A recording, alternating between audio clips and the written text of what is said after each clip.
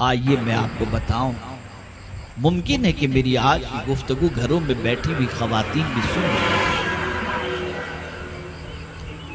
یا ممکن ہے کہ آپ سن کر اپنے گھر جا کر اپنی بیوی کو یہ گفتگو سنا سکتے ہیں۔ ایک عورت جو ایک بہت بڑے مالدار کی بیٹی، ایک لڑکی بہت بڑے مالدار کی بیٹی، لیکن وہ صرف مالدار ہی نہیں تھے، دیندار بھی تھے۔ انہوں نے اپنی بچی کی تربیت دین کے اعتبار سے کی تھی۔ بچی کا جو گروتھ ہوا تھا وہ دینی انوائرمنٹ کے اندر ہوا تھا۔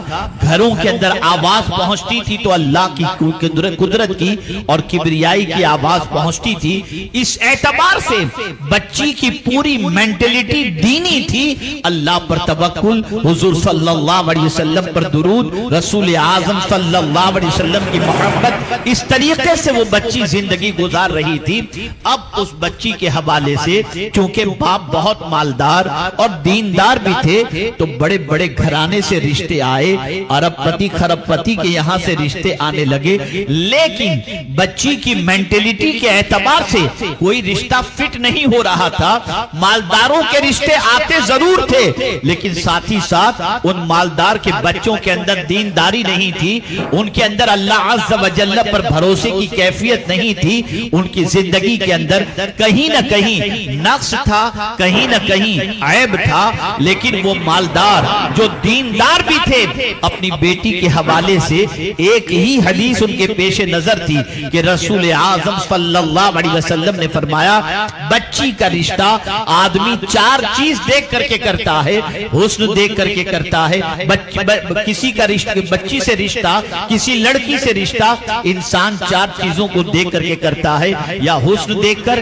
یا دولت دیکھ کر، یا نسب دیکھ کر، یا دین دیکھ کر۔ سرکار نے فرمایا تم دین دیکھ کر کے رشتہ کرو۔ یہی بیٹے کے حوالے سے بھی آپ دیکھ سکتے ہیں، لڑکے کے حوالے سے۔ اب وہ مالدار دیندار جب اپنی بیٹی کے حوالے سے مالداروں کے رشتے آئے، ان میں دین تلاش کرنے کی کوشش کی تو لڑکوں میں دینی رمق اتنی پائی نہیں گئی۔ بہرحال وہ مسجد کے نمازی تھے، پابندی سے نماز ادا کرتے تھے۔ وہ مسجد میں ایک نوجوان کو جو غریب تھا لیکن اس کی زندگی سے وہ واقف تھے، وہ اللہ کا تقوی شعار بندہ تھا، وہ عبادت گزار بندہ تھا، وہ مصطفیٰ جان رحمت کا عاشق بندہ تھا۔ ایک دن اپنی بیٹی سے کہتے ہیں، بیٹی یہ لڑکا مجھے جچ تو رہا ہے لیکن ہے غریب بیٹا، کھانے پینے کے بھی لالے ہیں اس کے گھر کے اندر، ایک دن کماتا ہے ایک دن کھاتا ہے، اس کے یہاں کوئی اتنی آسائش کی چیز نہیں جتنی تیرے باپ کے یہاں تجھے آسائش مل رہی ہے، لیکن بیٹی ایک بات ضرور ہے کہ حرام کا لقمہ کبھی نہیں کھلائے گا، کبھی تجھے اللہ سے غافل نہیں ہونے دے گا، کبھی مصطفیٰ پیارے سے غافل ہونے نہیں دے گا۔ بیٹی لڑکا مجھے جچ رہا ہے، تیرا کیا ارادہ ہے؟ بیٹی کہتی ابا ایسے ہی رشتے والے کے ساتھ، ایسے ہی لڑکے کے ساتھ تو میرا گزر ہو سکتا ہے۔ اب آپ دیکھیں اس لڑکی کا اللہ پر کتنا توکل تھا، اللہ اکبر۔ اس لڑکے سے اس لڑکی کے باپ نے بات کی، بیٹے میں اپنی بیٹی کو تیرے حوالے کرنا چاہتا ہوں، تجھ سے نکاح کرانا چاہتا ہوں، تیرا کیا ارادہ ہے؟ وہ تعجب میں پڑ گیا، کہا حضور آپ اپنی بیٹی میرے حوالے کریں گے، میرے عقد میں دیں گے؟ میرے پاس تو نہ سرمایہ ہے نہ میرے پاس کوئی عالی شان مکان ہے، میں آپ کی بچی کو آسائش کے ساتھ رکھ بھی نہیں سکتا، اور جو آپ گھروں کے اندر گھر کے اندر دے رہے ہیں وہ ساری چیزیں بھی نہیں دے سکتا۔ فوراً اس بچی کے باپ نے کہا ہم جانتے ہیں اور ہم نے ہماری بیٹی سے یہ ساری باتیں کہی ہیں، لیکن پھر بھی وہ تمہارے ساتھ نکاح کرنے کے لیے تیار ہے۔ انہوں نے کہا ٹھیک ہے، اگر یہ معاملہ ہے تو مجھے بھی کوئی اعتراض نہیں ہے۔ اللہ اکبر۔ آپ جانتے ہیں نکاح 2 دن کے بعد ہونا تھا، اس نوجوان نے ایک دن بے پناہ محنت کی، رات و دن محنت کی، اور 2 دن کی روٹیاں جمع کر لی، اور اس نیت سے کہ ایک دن شادی کے میں بیوی کے ساتھ گزاروں گا اور دوسرا دن بھی گزار لوں گا تو دوسرے دن کی روٹی بھی ہو جائے گی، اور تیسرے دن پھر کمانے کے لیے نکل جاؤں گا۔ اللہ اکبر۔ شادی ہو گئی، اور شادی کے بعد جب بچی اس کے گھر پہنچی اور کھانے کے لیے بیٹھے تو ایک روٹی ایکسٹرا پڑی، 2 روٹی ایکسٹرا پڑی ہوئی تھی اور ایک دن کی روٹی پڑی ہوئی تھی۔ دسترخوان پر بیٹھتے وقت لڑکی نے کہا یہ 2 روٹیاں پڑی ہوئی کس وجہ سے ہیں؟ اس نوجوان نے کہا تیری میری آج شادی ہونے والی تھی، میں نے ایک دن کا ایکسٹرا جمع کر کے رکھ لیا تھا تاکہ دوسرے دن میں تیرے ساتھ وقت بتاؤں اور کمانے کے لیے نہ جاؤں اور یہ روٹی دوسرے دن کے لیے کافی ہو جائے۔ لڑکی نے برجستہ کہا اے میرے سرتاج میں تمہارے ساتھ زندگی نہیں گزار سکتی۔ اس نے کہا مجھے پہلے ہی معلوم تھا کہ تو میرے ساتھ زندگی نہیں گزار سکے گی، بڑے باپ کی بیٹی ہے، بڑے گھرانے میں رہنے والی بیٹی ہے، نازوں سے پلی ہوئی بیٹی ہے۔ لڑکی نے کہا اس لیے نہیں بلکہ اس لیے میں کہہ رہی ہوں کہ جو خدا آج روٹی دے رہا ہے کیا وہ کل نہیں دے گا؟ تم نے کل کا آج جمع کر کے رکھا ہے۔ تمہارا توکل اگر خدا سے اتنا کمزور ہے تو میں تمہارے ساتھ زندگی کیسے گزار سکتی ہوں؟ یہ عورتیں یہ اللہ کی نیک بندیاں تھیں جن کا توکل اللہ پر اتنا زیادہ تھا، اور یہ توکل کے مقام تک وہی پہنچ سکتا ہے جس کا ایمان کامل۔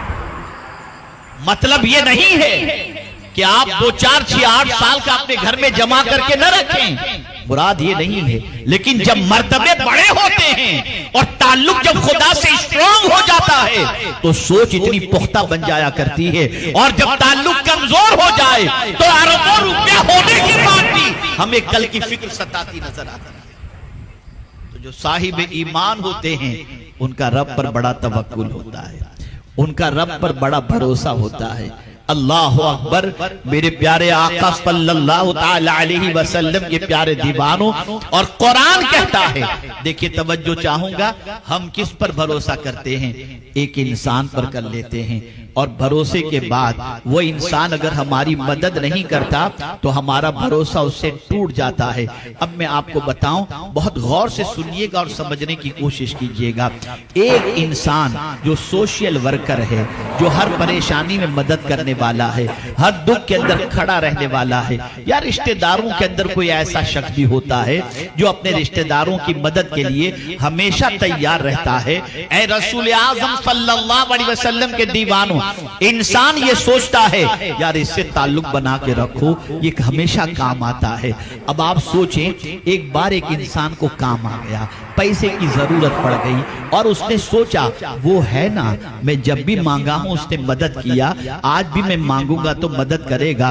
اسی سوچ کے ساتھ وہ جب اس کی طرف توجہ کر دیتا ہے، اس پر بھروسہ کر بیٹھتا ہے کہ وہ مجھے دے گا، کبھی اس نے انکار نہیں کیا، اور اس کانفیڈنس پر وہ جب اس کے پاس پہنچتا ہے تو پہنچنے سے پہلے ہی وہ مدد کرنے والا اس دنیا سے چلا جاتا ہے، انتقال کر جاتا ہے۔ اب میں آپ سے پوچھنا چاہتا ہوں، وہ انسان جس نے اس مدد کرنے والے پر بھروسہ کیا تھا، اس کی دنیا اندھیر ہو جاتی ہے، وہ سوچتا ہے اب کیا ہوگا، اب میری زندگی کیسے گزرے گی۔ اسی لیے قرآن کہتا ہے ایسے پر بھروسہ نہ کرو جو مرنے والا ہے، ایسے پر بھروسہ کرو جو ہمیشہ زندہ رہنے والا ہے۔ اور کون ہے جو ہمیشہ زندہ رہنے والا ہے اور زندہ ہے، زندہ رہے گا، وہ میرے رب کی ذات ہے۔ اسی لیے قرآن نے کہا وَتَوَكَّلَ عَلَى الْحَيِّ الَّذِي لَا يَمُوتُ، اس رب پر بھروسہ کرو جو ہمیشہ زندہ رہنے والا ہے، کبھی مرنے والا ہے۔ مومن اللہ پر بھروسہ کرتا ہے، اور پھر اللہ فرماتا ہے وَمَن يَتَوَكَّلْ عَلَى اللَّهِ فَهُوَ حَسْبُهُ، جو اللہ پر بھروسہ کر لے اللہ اس کے لیے کافی ہے۔ اے رسول اعظم صلی اللہ علیہ وسلم کے دیوانوں، جو مومن ہوتا ہے وہ اپنے رب پر کامل بھروسہ کرتا ہے، اللہ پر بھروسہ کرتا ہے، کامل بھروسہ کرتا ہے۔ رسول اعظم صلی اللہ علیہ وسلم کے دیوانوں، یہاں قرآن نے اس تیسری صفت کا ذکر کیا، جو مومن ہوتا ہے، کامل مومن ہوتا ہے، اس کے سامنے اللہ کا ذکر کیا جائے وہ کانپنے لگتا ہے، اس کے سامنے قرآن کی آیت تلاوت کی جائے ایمان جوش مارنے لگتا ہے، اور وہ اللہ پر بھروسہ کرتا ہے۔ اب چوتھی صفت قرآن بیان کرتا ہے الذین یقیمون الصلاۃ، وہ نماز قائم کرنے والا ہوتا ہے۔ اللہ اکبر، یہ نہیں کہا گیا کہ پڑھنے والا ہوتا ہے، یہ کہا گیا کہ قائم کرنے والا ہوتا ہے۔ مجھ سے فجر نہیں پڑھی جاتی، مولانا دعا کریں، یہ پڑھنے والا تو کہلائے گا، قائم کرنے والا نہیں کہلائے گا۔ قائم کرنے والا وہ ہے جو مستقل نماز پڑھتا ہے، جو پابندی سے 5 وقت ادا کرتا ہے، اور صرف ادا ہی نہیں کرتا بلکہ سارے شرائط کا لحاظ رکھتا ہے، سارے مسائل کا لحاظ رکھتا ہے۔ اس طریقے سے وہ نماز ادا کرتا ہے. یہ نماز قائم کرنا ہوا. میرے پیارے آقا صلی اللہ علیہ وسلم کے پیارے دیوان، یہی وجہ ہے کہ مولا علی نے نماز قائم کی تھی، اس لیے پیر سے تیر نکالا گیا تو پتہ نہیں چلا. ہم نماز پڑھتے ہیں، حساب کر لیتے ہیں، اور وہ نماز پڑھتے تھے تو ان کی نماز ان کی معراج ہوا کرتی تھی. وہ زمین پر کھڑے ہوتے تھے، نگاہیں عرش اعظم پر لگی ہوئی ہوا کرتی تھی. لیکن ہمارا حال بالکل برعکس ہے. ہماری نماز بس ایسی ہی ہے. اور آپ کو میں بتاؤں، نماز کی تاثیر ہماری زندگی میں اگر نظر نہیں آتی تو نماز کا قصور نہیں ہے. یہ نماز صحیح طور پر قائم نہ کرنے کی وجہ سے ہماری زندگی میں نماز کا اثر نظر نہیں آتا. قرآن کہتا ہے ان الصلاۃ تنہی عن الفحشاء والمنکر، کہ بے شک نماز بے حیائی اور بری باتوں سے روکتی ہے. اگر آج ہم نماز پڑھنے کے بعد بھی، پانچوں وقت کی نماز پڑھ کر کے بھی اور تہجد پڑھ کے بھی اگر رات کی تاریکی میں گندی چیزیں دیکھ رہے ہوں تو سمجھ لینا ہم پڑھنے والے تو ہیں، قائم کرنے والے نہیں ہیں. اور کامل مومن جو ہوتے ہیں وہ نماز پڑھنے والے نہیں ہوتے، وہ نماز قائم کرنے والے ہوتے ہیں.